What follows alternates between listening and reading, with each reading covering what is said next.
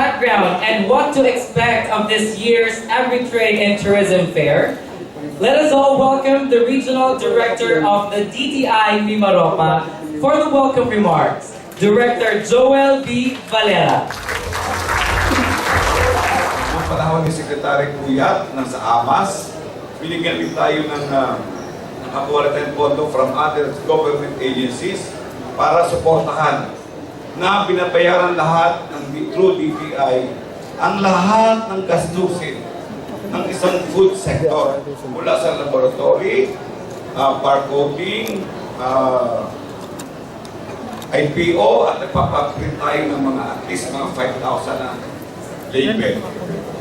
At kinuha natin dito yung SGS International. Anong SGS International? Kilala to sa buong mundo pagdating sa standard. Nakita namin na ang bawat membro pala ng isang EU, ng European Union, ay kailangan mo mag-submit ng isang project na may CSR.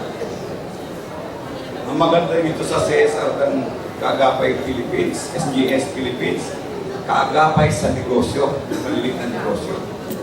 Kaya umiikot sila sa lahat ng ating probinsya para tulungan ang mga maliliit nating negosyante na makagawa ng traceability, ng mga flowchart, mga layout para kay labili.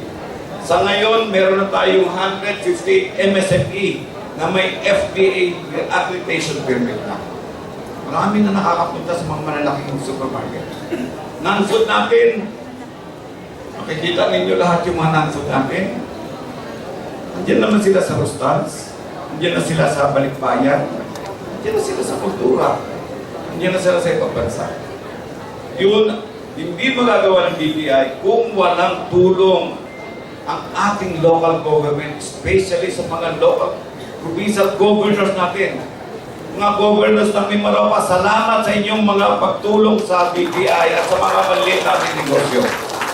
Sana, pag natapos natin ito, alam nyo, itong faithful natin kakaiba kasi meron tayong mga consultancy sa gabi. Yan ang hinahanap nila. Para daw nagawa ng DTI yan. Sabi ko, hindi na nagawa ng DTI yan.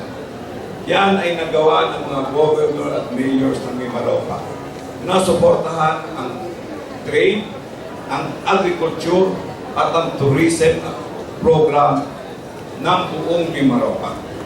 Kaya po sa inyo lahat, mga local government, mga national government agencies, especially DA, DOT and DAR, bureau natin, si ating sa export management. Maraming salamat po sa inyo at sana maging matagumpay ang ating Mimaropa Naturally Regional Trade Fair. Our keynote speaker is a former Associate Justice of the Supreme Court, a position he held from 2008 until his mandatory retirement last year. He holds the distinction of being the first Associate Justice who retired leaving no pending case under his administration.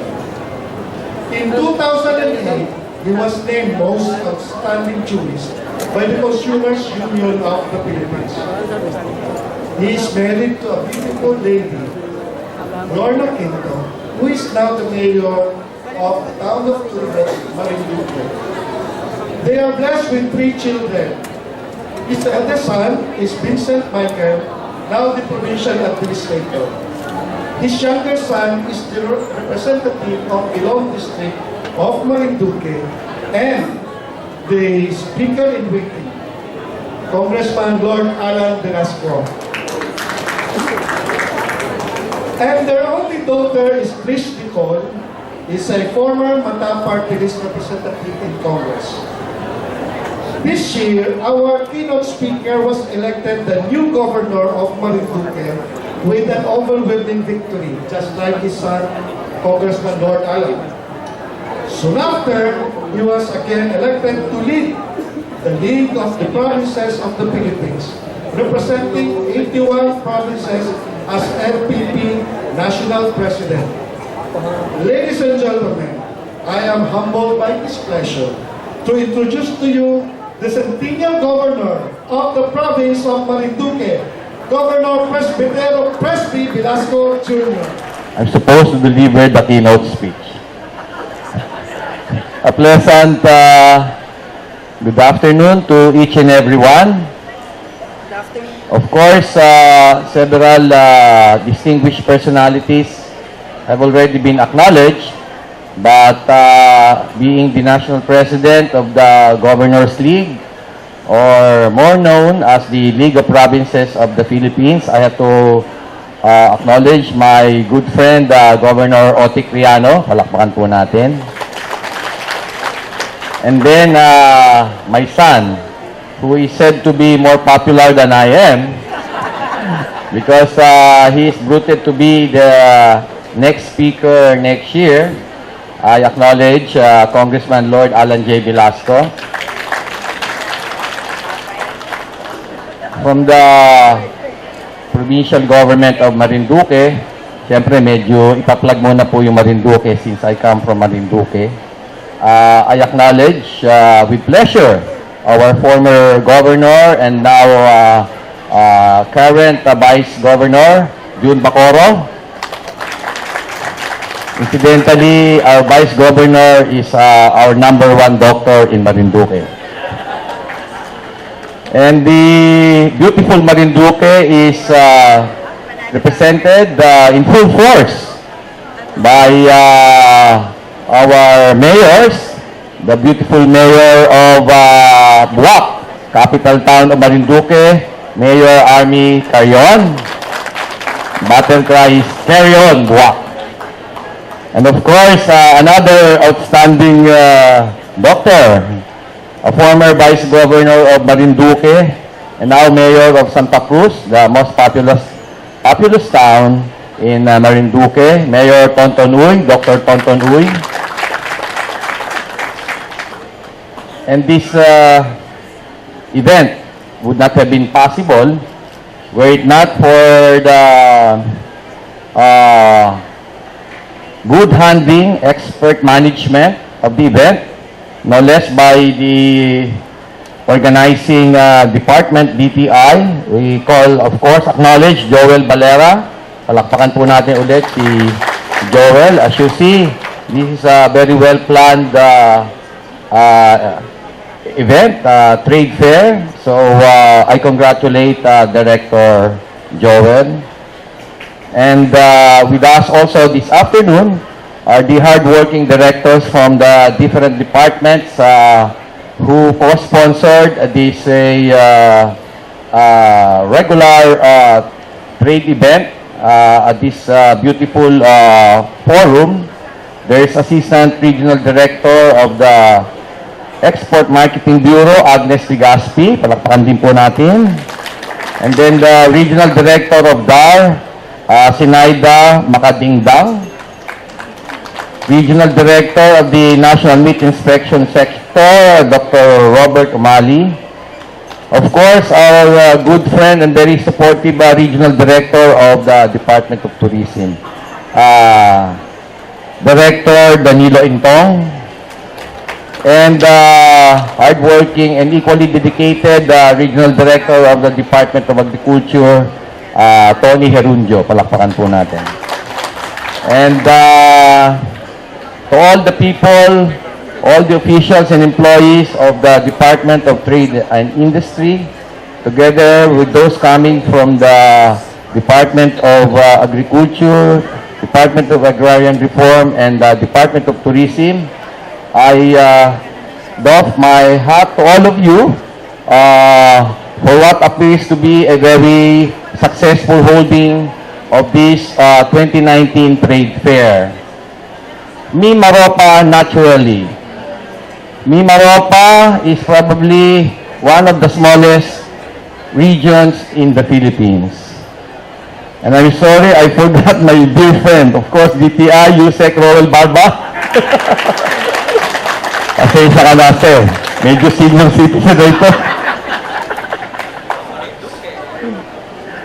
Anyway, so I said this promises to be a very successful holding of the 2019 trade fair.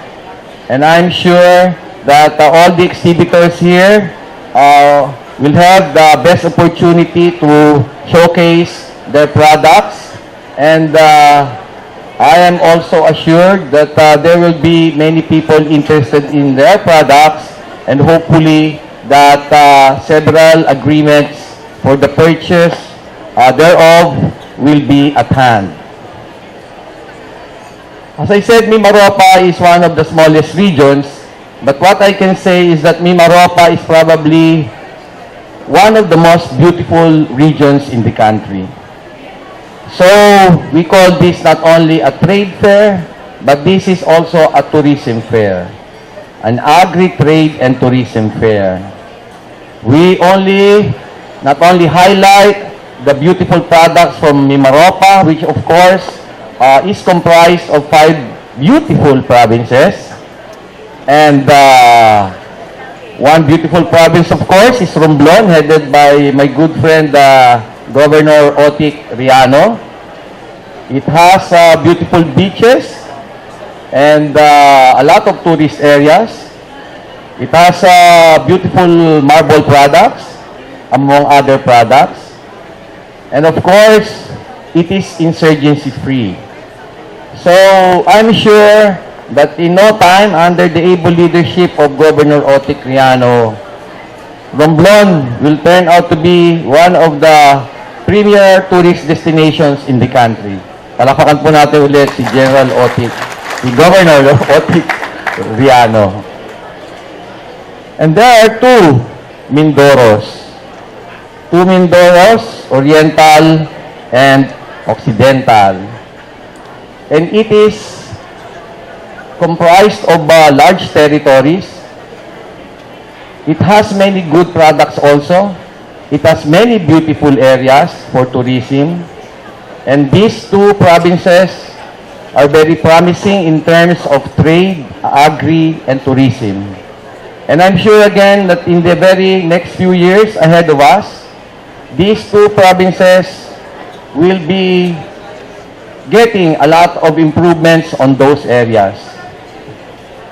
Oriental Mindoro is of course headed by a very dynamic and dedicated but freshly minted Governor Bons Dolor, and with his able leadership, just like that of Governor Otik Riano, Oriental Mindoro will reach greater heights than before.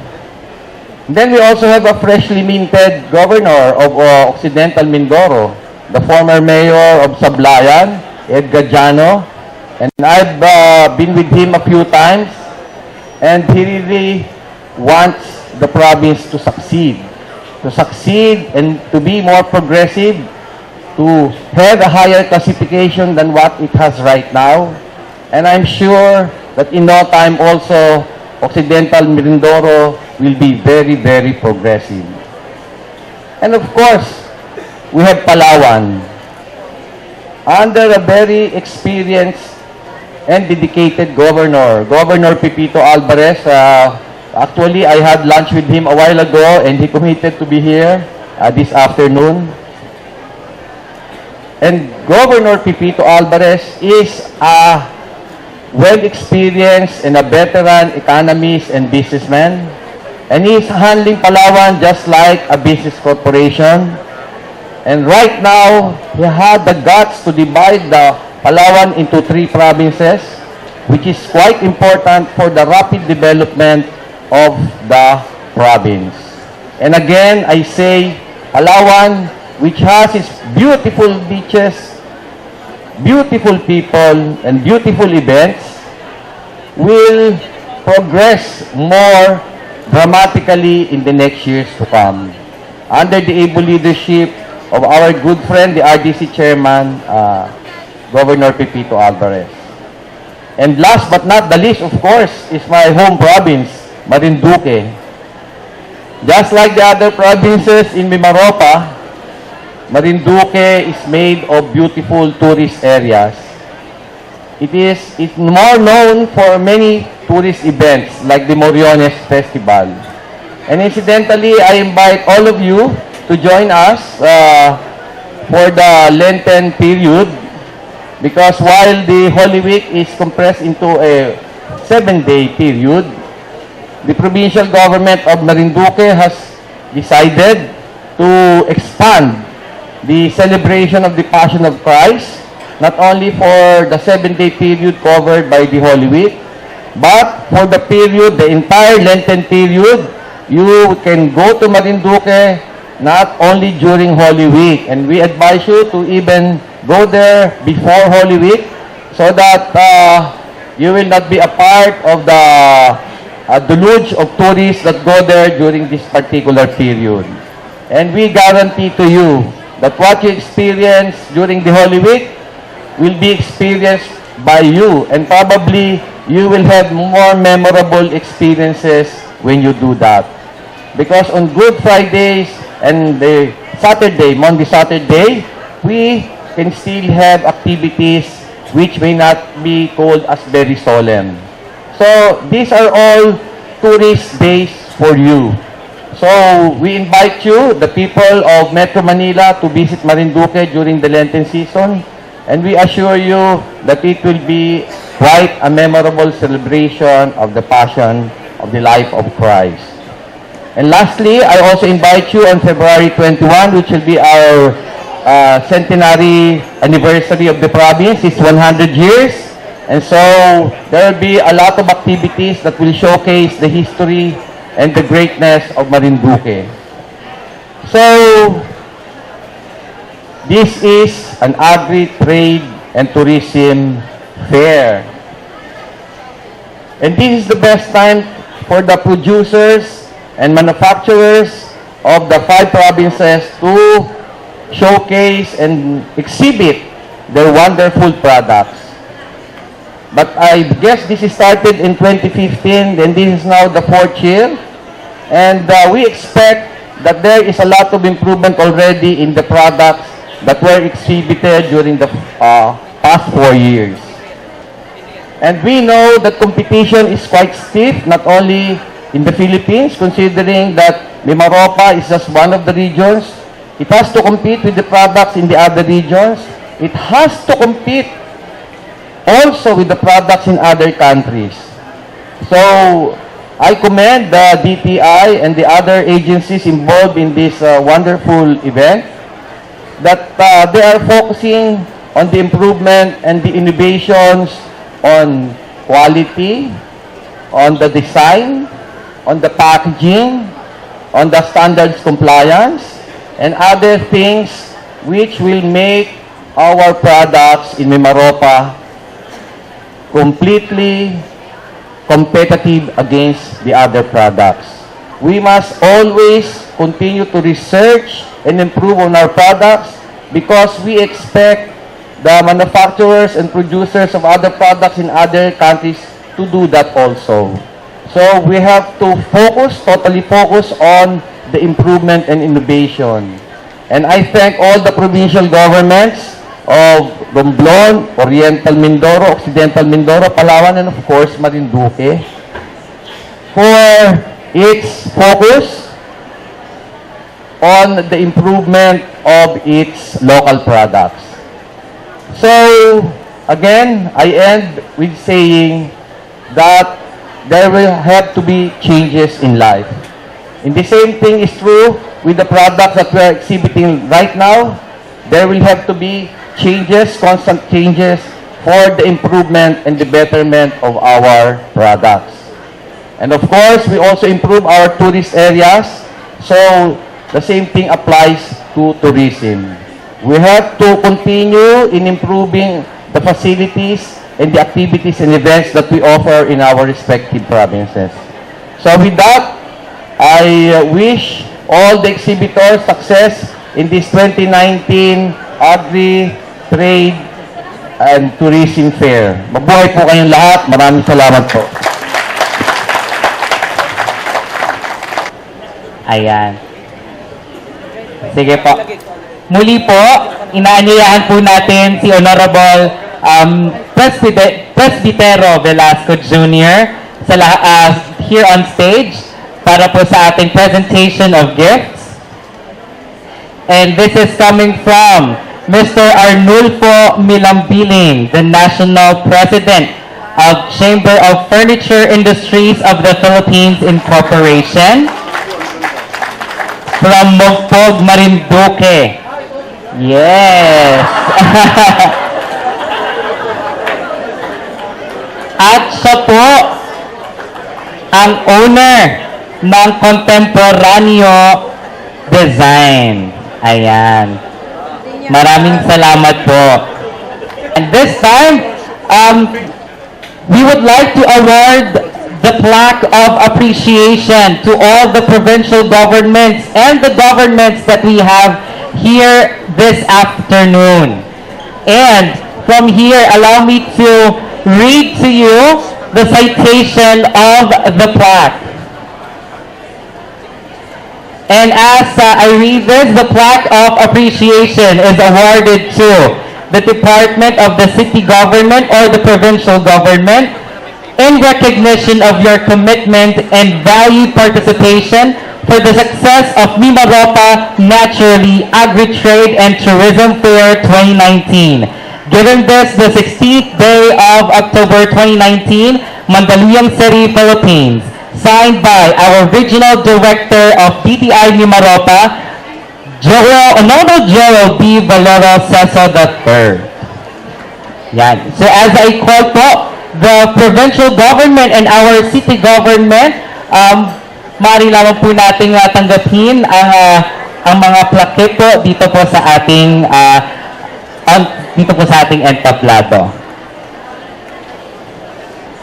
And to call on stage, the representative coming from the provincial government of Marinduque.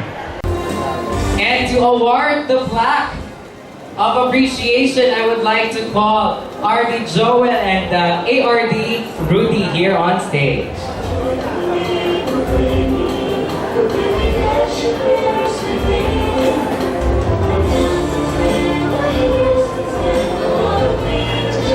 May call the Governor of Provincial Government of Marinduque.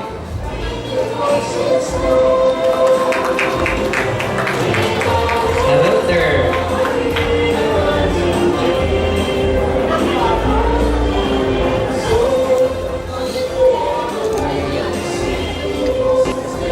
Ngayon naman po ay makikita natin ang napakakulay na kultura ng mga taga Marinduque. Calling now, here are the Marinduque National High School, Marinduque State College Young Artists, ang kanilang tradisyon na Putong rides. Palakpakan po natin sila.